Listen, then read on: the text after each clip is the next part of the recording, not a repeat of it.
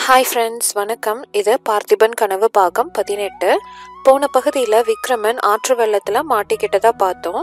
குதிரை மேலிருந்து வெள்ளத்தில் பாய்ந்த விக்ரமன் சற்று நேரம் திக்கு முக்காடி போகிறான். படுவேகமாக உருண்டு புரண்டு அலை எரிந்து வந்த காட்டாற்று வெள்ளம் விக்ரமனை உருட்டியும் புரட்டியும் தள்ளுது. உறுதியுடன் பல்ல கடித்து கொண்டு விக்ரமன் தன்னுடைய பூரண பலத்துடன் சமாளித்து தண்ணீர் மட்டத்துக்கு வர்றான். பின்னர் வெள்ளத்தின் போக்க அனுசரித்து நீந்த தொடங்குறான். சட்டென்று குதிரையின் ஞாபகம் வருது. ஐயோ, அது வெள்ளத்தில் போயிருக்குமே என்ற எண்ணத்தினால அவன் திடுக்கிடுறான். திரும்பி பார்த்தபோது வெகு தூரத்துல தான் ஆற்றில் இறங்கிய இடத்துக்கருகில குதிரை வெள்ளத்துடன் போராடி கொண்டிருப்பதை பார்க்கிறான். நல்ல வேளை, குதிரையாவது பிழைத்ததே என்று அவனுக்கு சிறிது ஆறுதல் உண்டாகுது. ஏன்னா தான் தப்பி கரையேறலாம் என்ற ஆசை அவனுக்கு வர வர குறைந்து வருது. அக்கரையை நெருங்க நெருங்க வெள்ளத்தின் வேகம் அபரிமிதமா இருக்கு. யானைகளையும் குன்றுகளையும் கூட புரட்டி தள்ளிவிடக்கூடிய வேகத்துடனோ ஓவென்ற இறைச்சலுடனோ அந்த வெள்ளம் அலைமோதி கொண்டு வருது. விக்ரமனுடைய கைகள் களைப்படைய தொடங்குது. நீந்தி கரை ஏறுவது அசாத்தியம் என்றே விக்ரமன் முடிவு செய்துறான். ஆஹா, விதியின் விசித்திரத்தை என்னவென்று சொல்வது? என்னவெல்லாம் பகற்கனவு கண்டோம், ஆகாச கோட்டைகள் கட்டினோம், எல்லாம் இப்படியா முடிய வேண்டும்? தந்தை பார்த்திப மகாராஜா கண்ட கனவை போலவே தன்னுடைய கனவும் முடிந்து விட்டதே. அவராவது போர்க்களத்தில் வீர மரணம் அடைந்தார். தான் ஆற்று வெள்ளத்தில் அகால மரணம் அல்லவா அடைய வேண்டி இருக்கிறது? இதற்காகவா இவ்வளவு அவசரமாக தாய்நாட்டுக்கு திரும்பி வந்தோம்? ஐயோ, அம்மாவை பார்க்காமலே அல்லவா போகிறோம். ஒரு தடவையாவது அவளை பார்த்து, அம்மா, தகப்பனாருக்கு தான் கொடுத்த வாக்குறுதியை நிறைவேற்றிவிட்டேன், கடல்களுக்கு அப்பாலுள்ள தேசத்தில் சுதந்திர ராஜ்யத்தை ஸ்தாபித்திருக்கிறேன் என்று சொல்ல கொடுத்து வைக்கவில்லையே. அவ்விதம் சொன்ன பிறகு இத்தகைய மரணம் சம்பவித்திருந்தால் கூட பாதகமில்லை. ஆஹா, திரும்புங்காலையில் மாமல்லபுரத்தின் அந்த தாமரை கண்ணாலை கண்டுபிடித்து அவள் யாராயிருந்தாலும் சரிதான், என்னுடன் நீயும் தேச பிரஷ்டையாகி வர சம்மதமா என்று கேட்க எண்ணி இருந்தோமே. அவள் ஒருவேளை நம்மை எதிர்பார்த்து கொண்டிருப்பாளோ? அப்படியானால் எத்தகைய ஏமாற்றம் அடைவாள்? ஆஹா, கம்பீர தோற்றமுள்ள அந்த ஒற்றர் தலைவனை மறுபடியும் பார்த்து அவனிடம் குதிரையை ஒப்புவிக்காமல் அல்லவா போகிறோம்.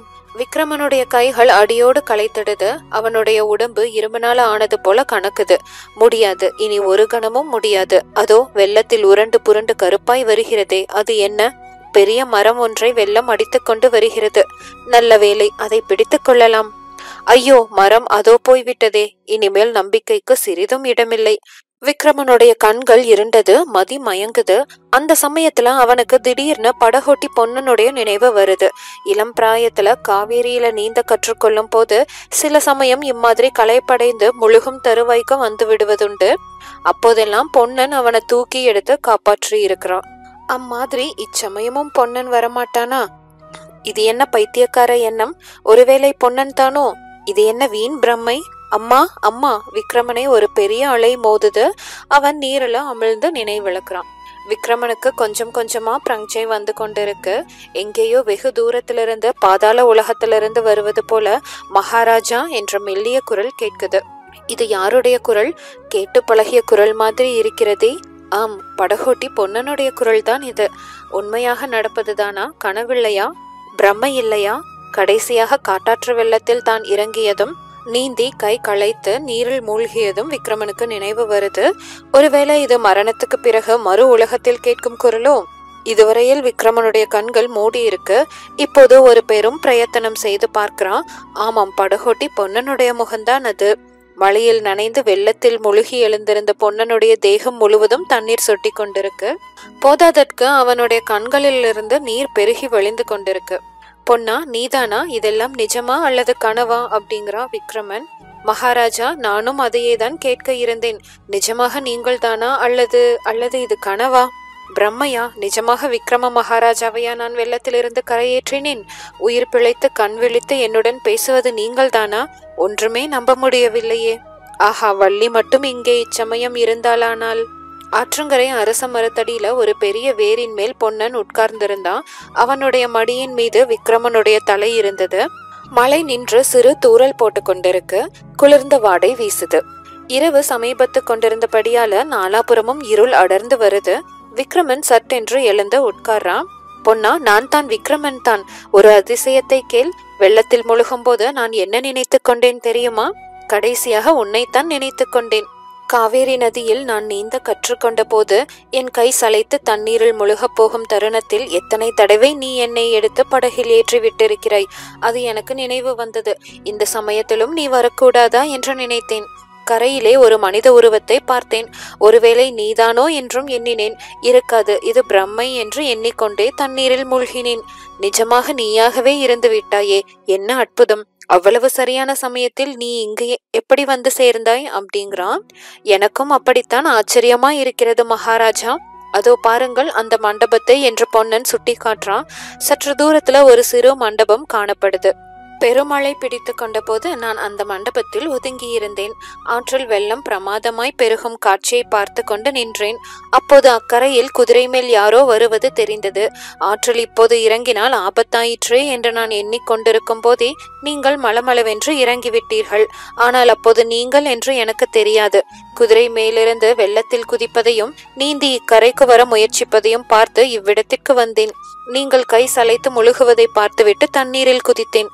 மகாராஜா, அந்த சமயம் சொல்ல வெட்கமாய் இருக்கிறது. இந்த பெரும் வெள்ளத்தில் நாமும் போய்விட்டால் என்ன செய்கிறது என்று கொஞ்சம் யோசனை உண்டாகியது. நல்ல வேளையாக அந்த யோசனையை உதறி தள்ளிவிட்டு குதித்தேன். அப்படி குதிக்காமல் இருந்தால் ஐயோ என்று பொன்னன் கண்களை மூடிக்கொள்றான். அவன் உடம்பு வெடவெடவென்று நடுங்குது.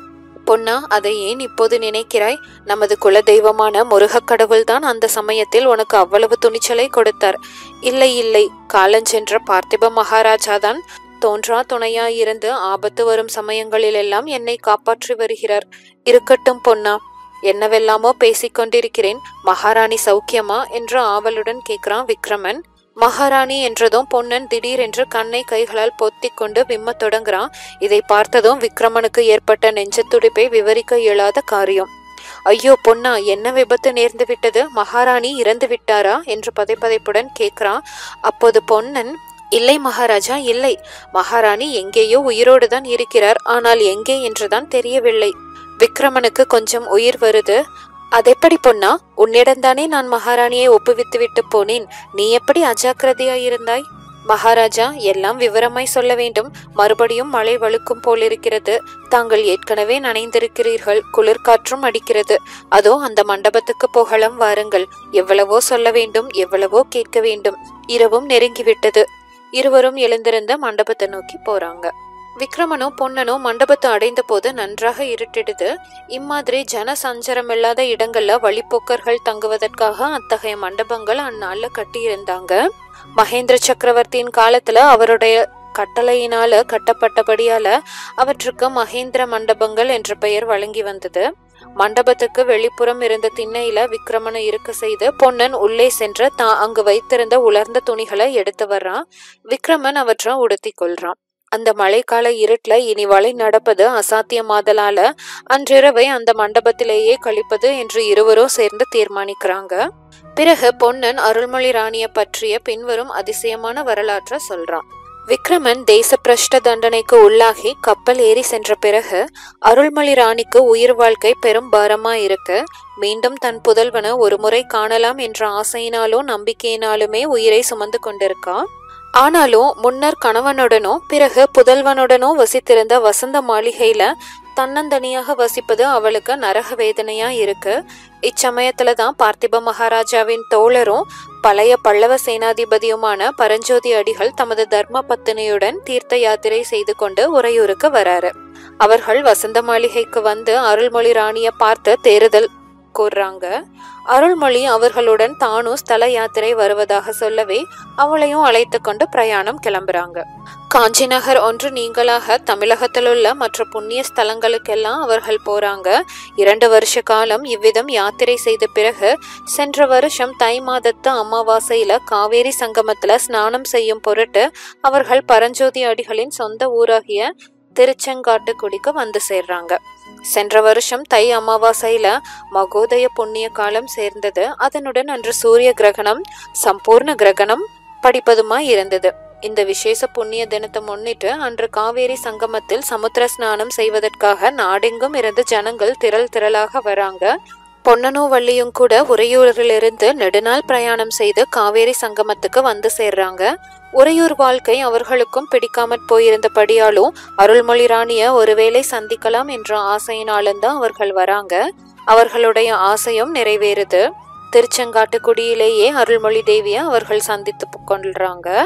புண்ணிய தினத்தன்று காலையில பரஞ்சோதி அடிகள் அவர்களுடைய பத்தினி திருவெண்காட்டு நங்கை அருள்மொழி ராணி, பொன்னன், வள்ளி எல்லோருமாக காவேரி சங்கமத்துக்கு கிளம்புறாங்க.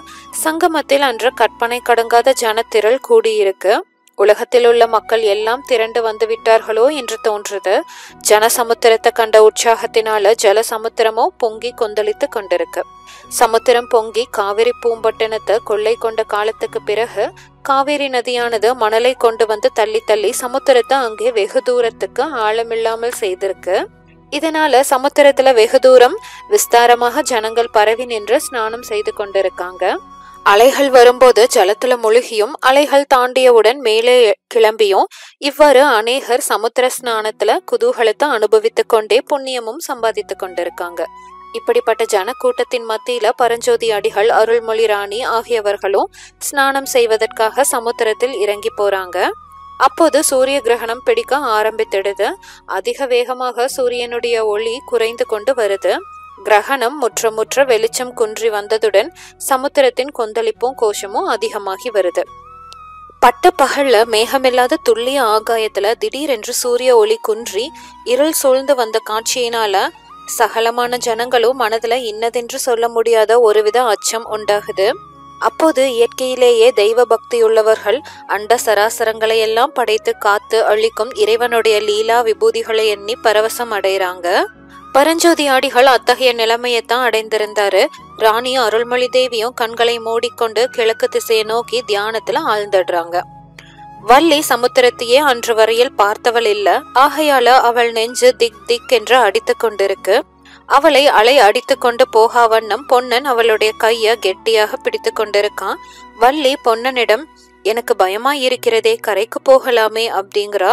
இவ்வளவுதானா உன் தைரியம் என்று பொன்னன் அவளிடம் சொல்லி கொண்டிருக்கும் போது திடீரென்று அந்த அதிசயமான துயர சம்பவம், யாரும் எதிர்பாராத காரியம் நடந்துடுது. ராணி அருள்மொழி மூடியிருந்த கண்களை திறக்கிறா. குழந்தாய் விக்ரமா, இதோ வந்துவிட்டேன் என்று கூவுறா. ராணியின் அந்த அலரும் குரல் ஒலி அலைகளின் பேரிரைச்சல்களையெல்லாம் அடக்கி கொண்டு மேலெழுது. பொன்னன், வள்ளி இவர்களின் செவியிலையும் விழுது. அந்த அலறல் ஒலி கேட்டது ஒரு கணம். மறுகணத்துல அருள்மொழி ராணி கிழக்கு நோக்கி கடலில பாயிரா. ஒரு பேரலை வந்து மோதி அவளை மூழ்கடிக்குது. பொன்னனும் வள்ளியும் ஓவென்று கதறாங்க. தியானத்திலிருந்து கண் விழித்த பரஞ்சோதி அடிகள், என்ன என்ன அப்படிங்கிறாரு. பொன்னன், ஐயோ மகாராணி அலையில் போய்விட்டாரே என்று அலறான். உடனே பரஞ்சோதி அடிகள் தமது பத்தினியையும் வள்ளியையும் நோக்கி, நீங்கள் உடனே கரை ஏறிவிடுங்கள் அப்படிங்கிறாரு. அச்சமயத்துல சூரிய கிரகணம் சம்பூர்ணம் ஆயிற்று. வானத்துல நட்சத்திரங்கள் தெரியுது. இருட்டினால கலவரம் அடைந்த ஜனங்களின் மத்தியில அப்பா, அம்மா, மகனே என்று கூக்குரல்கள் கிளம்புது. பக்தர்களுடைய பரவச குரல்ல ஹரஹர சம்போ என்னும் கோஷங்களும் எழுது. அந்த கிரகண அந்தகாரத்துல கடல் அலைகளுடன் போராடி கொண்டு பரஞ்சோதி அடிகளும் பொன்னனும் அருள்மொழி ராணிய தேட தொடங்குறாங்க. அருள்மொழி தேவி, குழந்தாய் விக்ரமா, இதோ வந்து விட்டேன் என்று அலறிக்கொண்டு அலை கடல்ல பாய்ந்தா என்ற விபரத்தை கேட்டபோது விக்ரமனுடைய கண்கள்ல நீர் ததும்பி வழிய ஆரம்பித்திடுது. அச்சமயம் கடல்களுக்கு அப்பால் எங்கேயோ தான் இருக்கும் விஷயம் தன் தாயின் நினைவுக்கு வந்து அதன் பயனாகத்தான் அப்படி அவள் வெறி கொண்டு பாய்ந்திருக்க வேண்டும் என்று விக்ரமன் என்றான். பொன்னன் தானும் பரஞ்சோதி அடிகளும் தேவிய தேடியதை பற்றி சொல்லி வந்த போது விக்ரமன், பொன்னா சீக்கிரம் சொல்லேன், மகாராணி அகப்பட்டாரா என்று கதறான்.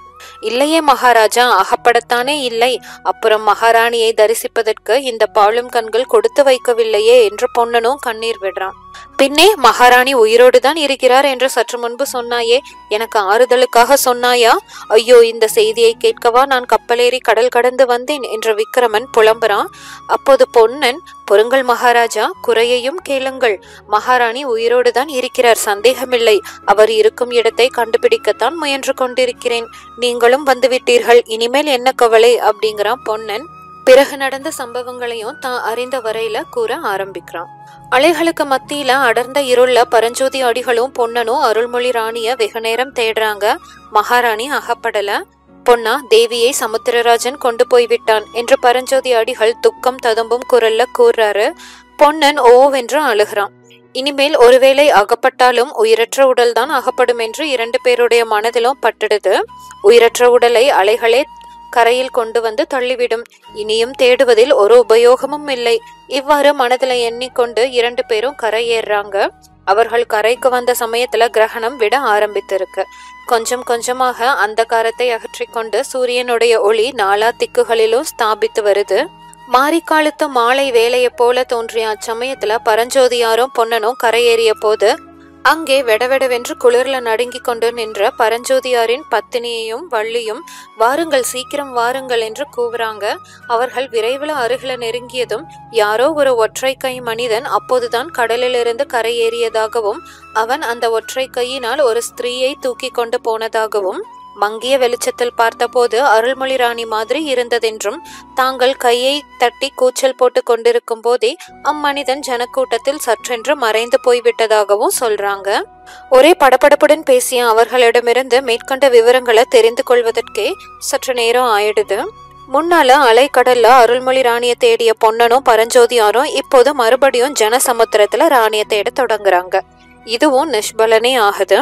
மாநிலத்திலுள்ள மாந்தர் யாவரும் திரண்டு வந்திருந்தது போல தோன்றிய அந்த பெரிய ஜனக்கூட்டத்துல ஒற்றை கை மனிதனை காண முடியல. அவன் ஒரு கையினால தூக்கி சென்ற அருள்மொழி ராணியையும் காணல. எவ்வளவோ தேடியும் அகப்படாமற் போகவே திருவெண்காட்டன் அங்கையும் வள்ளியும் பார்த்ததாக சொன்னதிலேயே அவர்களுக்கு அவநம்பிக்கை உண்டாகுது. அது ஒருவேளை அவர்களுடைய பிரம்மையா இருக்கலாம் என்று நினைக்கிறாங்க. ஆனா அம்மோதாட்டியும் வள்ளியுமோ தாங்கள் நிச்சயமாய் பார்த்ததாக ஆணையிட்டு சொல்றாங்க. மேற்கண்ட வரலாற்றை சொல்லி முடித்த பிறகு அருள்மொழி ராணி இன்னும் உயிரோடு தான் இருக்கிறார் என்று தான் நம்புவதற்கு காரணம் என்னவென்பதையும் பொன்னன் சொல்றான். வள்ளியும் அவனும் சில தினங்கள் வரையில திருச்செங்காட்டுக்குடியிலிருந்து விட்டு அருள்மொழி ராணிய பற்றிய மர்மத்தை தெரிந்து கொள்ளாமலே திரும்பி உறையூர் போறாங்க. அங்கே போய் சில நாளைக்கெல்லாம் சிவனடியார் வந்து சேர்றாரு. மகாராணிய பற்றிய வரலாற்றை கேட்டு அவர் பெரும் துயரம் அடைகிறாரு. ஒற்றை கை மனிதனை பற்றிய விவரம் அவருக்கு பெரும் வியப்பை அளிக்குது. வள்ளிய திரும்ப திரும்ப அவளுக்கு ஞாபகம் இருக்கும் விவரத்தை எல்லாம் சொல்லும்படி கேட்கிறாரு. கடைசியில அவர், பொன்னா, வள்ளி சொல்லுவதில் எனக்கு பூரண நம்பிக்கை இருக்கிறது. ராணியை ஒற்றை கை மனிதன் தான் கொண்டு போயிருக்கிறான். ராணி உயிருடன் இருக்கிறாள் என்பதிலும் சந்தேகமில்லை. அவள் இருக்கும் இடத்தை கண்டுபிடிக்க வேண்டியது நம்முடைய பொறுப்பு அப்படிங்கிறாரு. பிறகு அவர், அந்த ஒற்றை கை மனிதன் யார் தெரியுமா என்று கேட்கிறாரு. தெரியாதே சுவாமி என்று பொன்னன் சொன்னதும் சிவனடியார், அவன் தான் கபாலருத்ர பைரவன், கபாலிக மத கூட்டத்தின் தலைமை பூசாரி. தமிழகத்தில் நரபலி என்னும் பயங்கரத்தை அவன் பரப்பிக்கொண்டு வருகிறான். அதை தடுப்பதற்குத்தான் நான் பிரயத்தனப்பட்டு கொண்டு வருகிறேன். எங்கேயோ ஒரு ரகசியமான இடத்தில் அவன் ரணபத்திர காளி கோயில் கட்டியிருக்கிறானாம். அந்த இடத்தை கண்டுபிடித்தோமானால் அங்கே அநேகமாக நமது ராணியை காணலாம் அப்படிங்கிறாரு. இதை கேட்டு பொன்னன் நடுநடுங்கி போறான். ஐயோ, மகாராணியை ஒருவேளை காளிக்கு பலி கொடுத்திருந்தாள் என்று அலறான். இல்லை பொன்னா, இல்லை. கேவலம் ஒரு பலிக்காக கபால பைரவன் இவ்வளவு சிரமம் உள்ள காரியத்தில் தலையிட்டிருக்க மாட்டான். வேறு ஏதோ முக்கிய அந்தரங்க நோக்கம் இருக்கிறது. ஆகையால் ராணியை உயிரோடு பத்திரமாய் வைத்திருப்பான். ரணபத்திர காளி கோயில் இருக்கும் இடத்தை நாம் கண்டுபிடிக்க வேண்டும் அப்படிங்கிறாரு சிவனடியார். இதன் மேல் பல்லவ சோழ நாடுகளை பொன்னனும் சிவனடியாரும் 2 பகுதிகளா பிரித்து கொண்டு ஒவ்வொரு பகுதியை ஒவ்வொருவர் தேடுவது என்று தீர்மானித்துக் கொள்றாங்க. பொன்னன் வள்ளிய தன்னுடைய அத்தை வீட்டில் விட்டுவிட்டு சோழ நாடு முழுவதும் தேடி அலைறான். பிறகு காவேரியின் அக்கறைக்கு வந்து தேட தொடங்குறான். மாத கணக்காக தேடி அலைந்ததற்கு கடைசியாக 4 நாளைக்கு முன்புதான் பலன் கிடைக்குது. அந்த காட்டாற்றின் கரையோடு பொன்னன் மேற்கே 3-4 காத தூரம் போன பிறகு ஒரு பெரிய மலை அடிவாரத்திற்கு வந்து சேர்றான். அந்த மலை அடிவாரத்துல வெகு தூரம் அடர்த்தியான காடு சூழ்ந்திருக்கு. அவன் வழி பிடித்து கொண்டு வந்த காட்டாற்றானது அந்த மலை உச்சியிலிருந்து தான் புறப்பட்டிருக்க வேண்டும் என்றும் அந்த மலை கொல்லிமலையின் ஒரு பகுதியா இருக்கலாம் என்றும் பொன்னன் யூகிக்கிறான். அந்த வன பிரதேசத்தை பார்த்த உடனேயே இதற்குள் எங்கேயாவது ரணபத்ரகாளியின் கோயில் இருக்க வேண்டும் என்று பொன்னனுக்கு தோன்றுது. அந்த மலைக்கு உட்புறத்துல காட்டுமிராண்டி ஜனங்கள் வசிப்பதாக பொன்னன் கேள்விப்பட்டிருந்தான். அவர்கள் சில சமயம் மலைக்கு வெளியில வந்து நரபலி கொடுப்பதற்காக மனிதர்களை கொண்டு போவதுண்டு என்றும் கேள்விப்பட்டிருந்தான். ஆகவே பொன்னன் அந்த வன பிரதேசத்துல நாலாபுரத்திலும் தேடி அலைய ஆரம்பிக்கிறான். ஆனா எந்த பக்கத்திலும் அதிக தூரம் காட்டுக்குள் புகுந்து போகுவதற்கு சாத்தியப்படல. கடைசியாக காட்டாறு பெருகி வந்த வழியை பிடித்து கொண்டு போறான். போக போக ஆறானது குறுகி சிறு அருவியாகுது. அந்த அருவியின் வழியாக மலை மேல் ஏறி செல்வது அவ்வளவு சுலபமான காரியமாக இல்ல.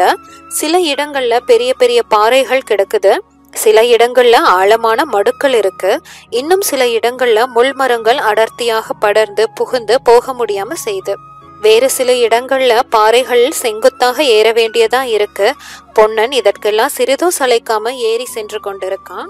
காலையிலிருந்து மத்தியானம் வரையில இவ்விதம் ஏறி மிகவும் களைத்து போன பொன்னன் கடைசியாக ஒரு பாறையின் மீது உட்கார்றான். இனிமேல் இறங்கி போக வேண்டியதுதான், வேறு வழி இல்லை. ராத்திரியில் இந்த வனப்பிரதேசத்திற்குள் அகப்பட்டு கொண்டால் காட்டு மிருகங்களுக்கு இரையாக நேரலாம் என்று அவன் எண்ணிக்கொண்டிருந்த போது திடீரென்று மனித பேச்சு குரல் கேக்குது. அந்த நிர்மானுஷ்யமான காட்டுல மனித குரலை திடீரென்று கேட்டதுல பொன்னனுக்கு ஒரு பக்கம் திகில் உண்டாகுது. இன்னொரு பக்கத்துல ஒருவேளை நாம் தேடி வந்த காரியம் சித்தியாக போகிறதோ என்ற எண்ணத்தினால ஆவலும் பரபரப்பும் அளவில்லாம பொங்குது. எதற்கும் ஜாக்கிரதையா இருக்கலாம் என்று பொன்னன் பக்கத்தில் நீட்டியிருந்த ஒரு பாறைக்கு கீழே சரையல் என்று ஒளிந்து கொள்றான். சற்று நேரத்துக்கெல்லாம் மேலே இருந்து 2 மனிதர்கள் இறங்கி வருவது தெரியுது. ஆனா எப்பேற்பட்ட மனிதர்கள்? அவர்கள் மனிதர்கள் தானா? ஒருவன் மனிதன் தான், சந்தேகமில்லை. ஆனால் அவ்வளவு பயங்கர தோற்றம் கொண்ட மனிதனை அதற்கு முன்னால் பொன்னன் பார்த்ததே இல்லை. அவனுக்கு அந்த பயங்கர தோற்றத்தை அளித்தவை முக்கியமாக அவனுடைய உருட்டி விழிக்கும் பார்வையுடைய சிவந்த கண்கள் தான். இன்னும் அவனது உயர்ந்து வளர்ந்த உடலின் ஆகிருதி, நீண்ட பெரிய மீசை, தலையில் அடர்த்தியாக வளர்ந்து சுருட்டை சுருட்டையாக தொங்கிய செம்பட்டை மயிர், நெற்றியில் அப்பியிருந்த செஞ்சந்தனம், அதன் மத்தியில இரத்த சிவப்பான குங்கும பொட்டு, இவையெல்லாம் அவனுடைய தோற்றத்தின் பயங்கரத்தை அதிகமாக்குது. அவன் ஒரு கரிய கம்பளி போர்வைய போர்த்தி இருக்கான். ஒரு பாறையிலிருந்து இன்னொரு பாறைக்கு தாண்டிய போது அந்த போர்வை நழுவுது.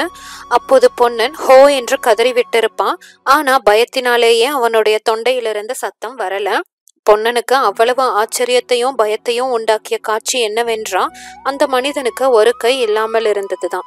அதாவது வலது தோளுக்கு கீழே முழங்கைக்கு மேலே அவனுடைய கை துண்டிக்கப்பட்டு முண்டமாக நின்றது. அருள்மொழி ராணியை தூக்கி சென்றதாக வள்ளியும் திருவெண்காட்டு அம்மையும் கூறியவன் இவன்தான். கபால ருத்ர பைரவன் என்று சிவனடியார் கூறியவனும் இவன்தான் என்று பொன்னனுக்கு உடனே தெரிந்து போயிடுது. கபால பைரவனின் தோற்றம் மட்டுமல்ல, அவனுடன் இருந்த இன்னொரு மனிதனின் தோற்றமும் பொன்னனுக்கு திகைப்பை அளிக்குது.